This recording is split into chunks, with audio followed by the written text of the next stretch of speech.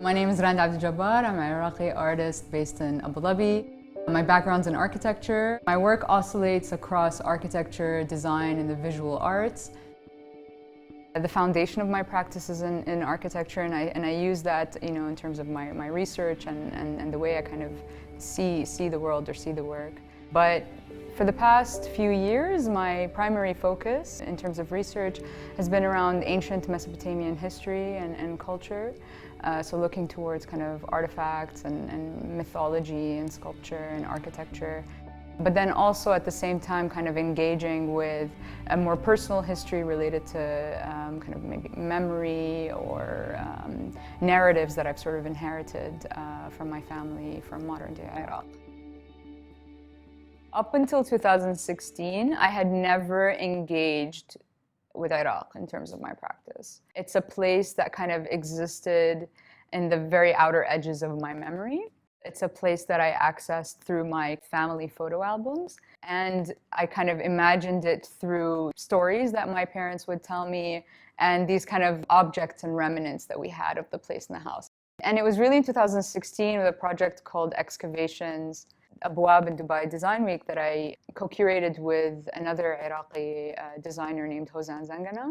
It was really that kind of first step, that first invitation into really exploring that space for me, that connection.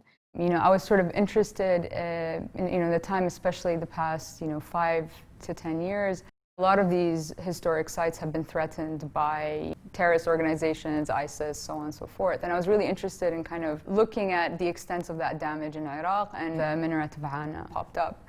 But it is such an iconic structure for the people of Ana, and it's also very unique architecturally. There isn't really another structure like it. In my search, I was connected to a local archaeologist based in Ana named Yusuf Ad-Daham, who was really pivotal in the project and the reconstruction of that building. I was very happy to be able to kind of present that as part of library circles and Jamil Art Center. And it really generated a lot of discourse, amongst the people that were there in the Iraqi community. And so this sort of like tension and really think about like, how do we deal with our heritage? How do we make it relevant to us today? And how do we think about ways to, make it present in our daily lives and in the way we kind of see ourselves or see our future? The Minaret of Ana project and its development into the work and the river washing its feet that was shown at Phantom Limb was, for me, very special because, it was the very first time that I got to make work in Iraq. And so I went back, and that project was really about recasting those molds that I met on my very first trip. To me, that felt like finally I'm able to actually, do something on the ground or be part of something. And the idea was to produce casts that not only made their way back to Dubai for the show, but there was a kind of second copy that was going to stay in Ana, stay with its people. And the river washing its feet is an installation comprised of the 8 casts of the Minaret of Ana's carved niches. And with it are projections of video and sound of 2 main videos. One is kind of home video footage that I got from Yusuf's archive. I actually found out recently that the man in the film is Yusuf's uncle. But he takes his young children to the riverbank and he talks to them about the minaret, its importance, and how it's actually going to be moved. And you see the minaret kind of surrounded by scaffolding. And then he sings this song that's actually about loss, and it's so beautiful. And then the second film is a film showing the rising water levels in Ana as the Euphrates was basically flooded. My interest in archaeology really came out of the excavations project in 2016. It started off kind of like digging through museum collections and archives and just responding to encounters with like sculpture and object. I started the work for Earthly Wonders, Celestial Beings a month after coming back from Iraq. There was really this decision almost like immediately or naturally to work with clay and ceramics. Because Iraq is a clay culture, we don't have kind of stone or marble or that kind of thing. So it felt really natural to be able to work almost with the earth. In all my work, it's trying to kind of build an image from fragments or retell a story through its fragments. And so this is not a complete picture or a whole, but together in their dialogue, it's trying to create a conversation between our past and present, and in some way draw attention to a history that's very fragile. So I was part of SEAF Cohort 4. SEAF is the Salama bint Hamdan Emerging Artist Fellowship. And SEAF for me, kind of coming in, I was a bit, uneasy, I'd say maybe, about the kind of artist title at the time. I saw myself as more kind of in the realm of architecture and design.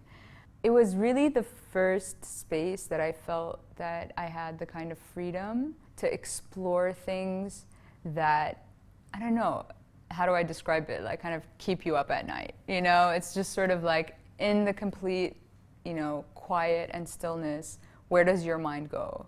What interests you? What attracts you? As you know, in the UAE, it's finding a studio space and maintaining a studio practice, which is something that SEAF, I think, instilled in all of us, is a bit difficult. It's challenging when there aren't that many spaces available.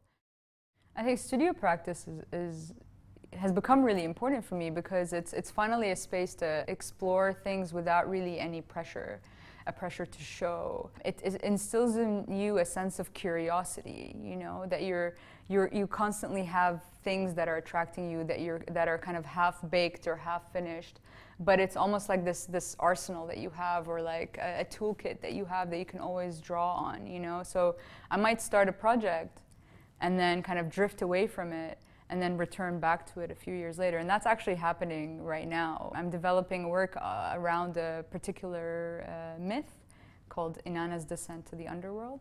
And this is kind of research that I started, maybe a year ago or a year and a half ago, just kind of reading about and then put aside and then you just sort of return to. I haven't been able to access the studio for the past 4 months. There's a lot of talk around productivity, like, how do you measure productivity, particularly in the pandemic? And a lot of people feeling like, I'm not making, therefore I'm not productive. And I think it's actually sometimes in these kind of moments in between, the pauses, the time when you're just sort of reflecting, where you feel like you've actually made so much more progress. Despite, the lack of productivity, I think I've made a lot of progress in my thinking, in my research, that now that I'm kind of able to return, I just feel like I have so much energy and desire to just kind of get back into the rhythm of things and start making.